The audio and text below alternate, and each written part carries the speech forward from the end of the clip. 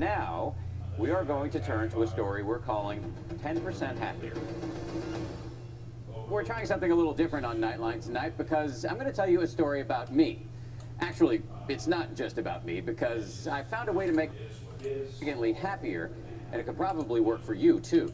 I stumbled upon this whole thing as a result of a bizarre, unplanned odyssey, and it all started with the most embarrassing day of my life. ABC News, this is Good Morning America. We're going to go now to Dan Harris, who's at the news desk. Dan. Good morning, Charlie and Diane. Thank you. This is me 10 years ago, and the reason this is the most embarrassing day of my life is not that it looks like I've been attacked by a blow dryer and a can of hairspray. No, it's that I am about to freak out on national television. Health news now, one of the world's most commonly prescribed medications may be providing a big bonus. Researchers report people who take cholesterol-lowering drugs called statins for at least 5 years may also lower their risk for cancer. But it's too early to prescribe statins slowly for cancer production. At this point, I realize I'm helpless, so I bail right in the middle. That does it for news. We're going to go back now to Robin and Charlie. The control room, clearly taken by surprise, continues to roll video for the next story about Harry Potter, which I was no longer able to read. All right, thanks very much, Dan Harris at the news desk with some of the headlines of the morning. Want to go to Tony Perkins now? Once the fear subsided, humiliation rushed in.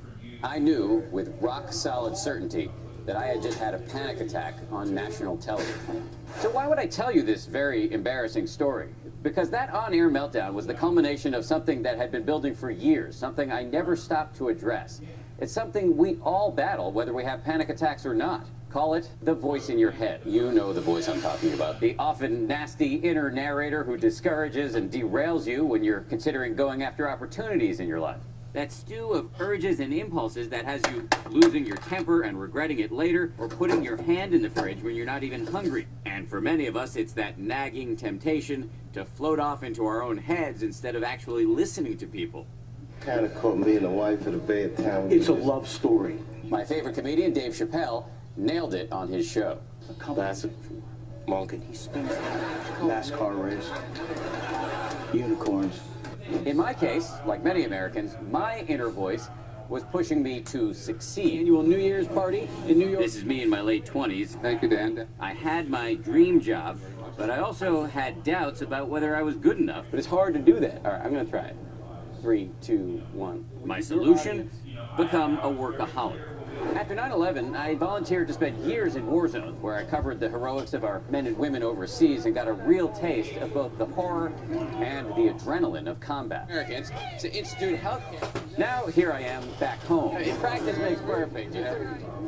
I may look okay, but the guy you see here, he's having trouble getting out of bed. This tax debate is one of the clearest choices in this election. After years of always barreling forward, when I finally slowed down, it was as if my mind revolted and I got depressed. And so, in my free time, I briefly but stupidly began self-medicating, even using cocaine, which my doctor would later tell me almost certainly produced that on-air panic attack.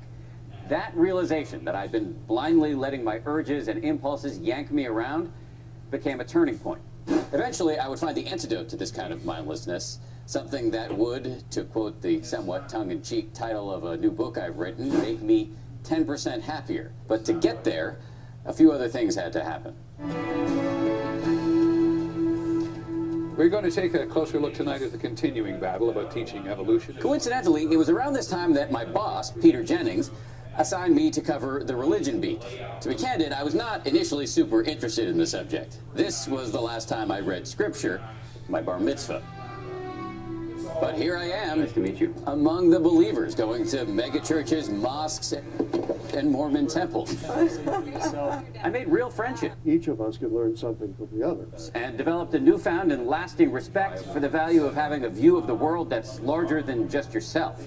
However, none of what I encountered spoke to me personally.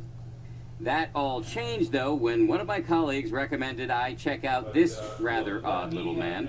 Welcome.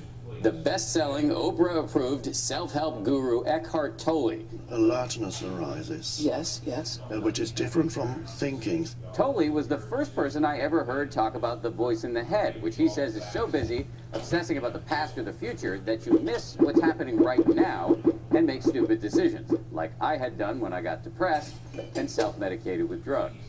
So I decided, I need to meet this guy. Do you stop thinking? How do you stop the voice in your head?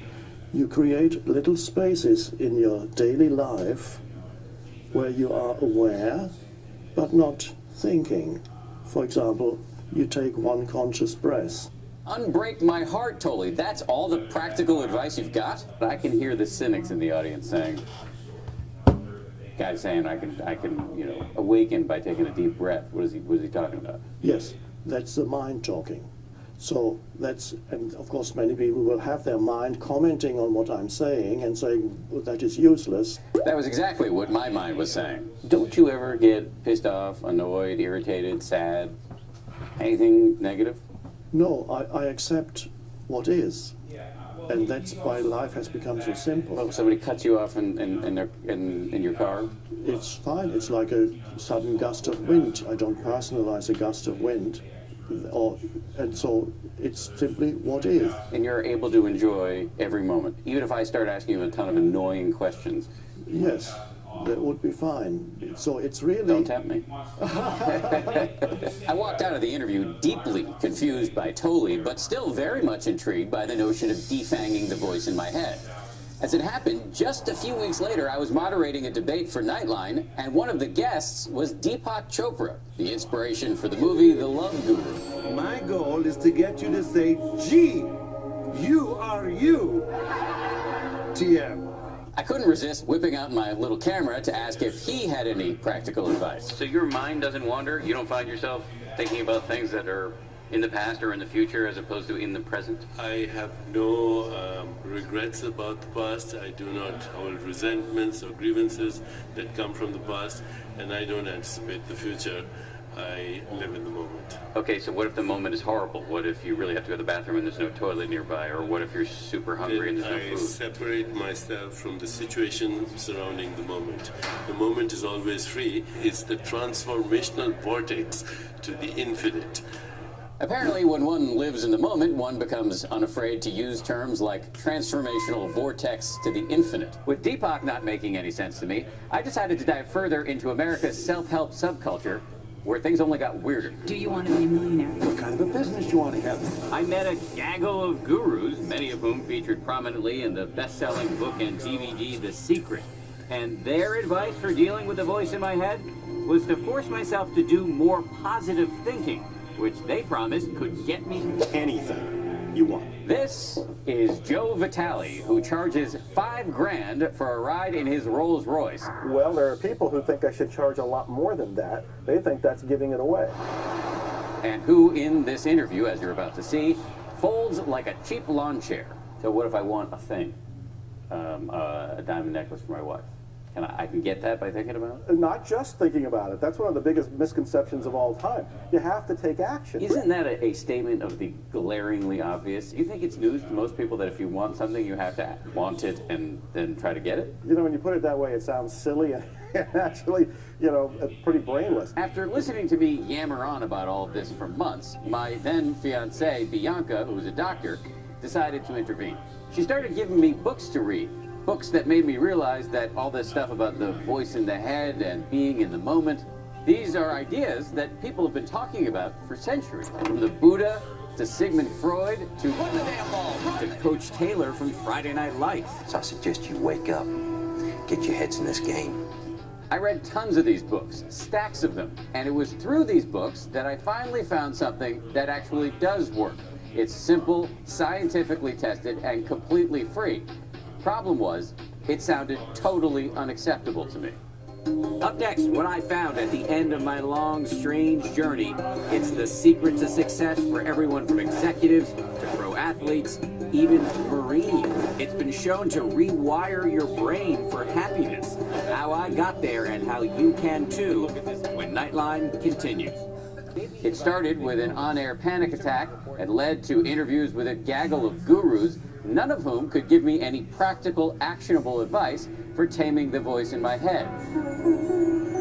Until finally, I stumbled upon the last thing I ever would have expected: meditation. I always assumed meditation was for people who like crystals, incense, and John Tesh music. In other words, there was no way I was going to meditate. But then I heard about scientific studies showing that meditation can, among other things, lower your blood pressure and boost your immune system. And then I learned that meditation does not necessarily involve wearing robes, lighting incense, or believing in anything in particular. People of any faith or no faith can do it. In fact, it's totally straightforward. There are basically just 3 steps. Number 1, sit upright. Doesn't have to be cross-legged. You can do it in a chair, on the floor, whatever. 2, just try to feel your breath coming in and going out. And 3, whenever your mind wanders, which it will a million times, simply return your attention to the breath. So one day after I learned all of this, I very reluctantly gave it a shot. Breathe in. What kind of bird was Big Bird? Breathe out. Do I need a haircut? What's the shrubbery? She decided pencils should be yellow. In a way, it was like the panic attack. My mind hurling lots of crazy thoughts at me. Idea for old school hip-hop vegetable. Rap Van Winkle. But this time, I had a weapon. Get in the game, dude. In those brief moments where I was simply focused on my breath, breathe in, breathe out. It was like pressing the mute button on the voice in my head. Where did gerbils run wild? Breathe out. I describe myself as more of a baller or a shotgun. Breathe out. And it created space between the thoughts before they inevitably came marauding back in. Meditation is like exercise for your brain. I'm not speaking metaphorically here. Check this out. Brain scans show that short daily doses of meditation literally grow the gray matter in areas associated with self-awareness and compassion, and shrink the area associated with stress. As for me, it's not like my life has become a non-stop parade of rainbows and unicorns. I still sometimes let work stress me out and distract me, but my emotions and impulses no longer yank me around as much, which, frankly, is a superpower. Meditation has also helped me slow down enough that the good stuff in my life has become much more vivid, from the fact that ABC lets me be the co-anchor of Nightline, to simply eating cookies with my wife, or playing with our cats. An important point here. It is possible to get happier in this way without going soft. These Marines here are part of an experiment to see if meditation makes more resilient warriors. The first time they said to you, we're going to teach you how to meditate, what was your gut reaction? This is going to be absolutely ridiculous. Corporate executives are using it too. Even the lead singer of Weezer, who told me meditation helped him cure crippling stage fright. It's about eight years ago I started practicing 2 hours every day, and at first, actually the unpleasantness got worse before I was going on stage, and I was wondering, is this really working? But I stuck with it, and now I feel so much calmer. And check out this list of other conditions meditation has been shown to be good for. There are no miracle cures, despite what you hear from the self-help gurus. I like to say meditation has made me roughly 10% happier. If it could work for a fidgety, skeptical newsman, maybe you too should give it a shot. When we come back, more information about how you can do so. To meditate, which I like to say may make you 10% happier, you can go to abcnews.com, where I've written up some simple instructions, which I call a 3-step brain hack to happiness. Thank you for watching ABC News Tonight. World News Now is coming up soon with your overnight breaking news. Tune into GMA first thing in the morning. Again, thanks for watching. Good night.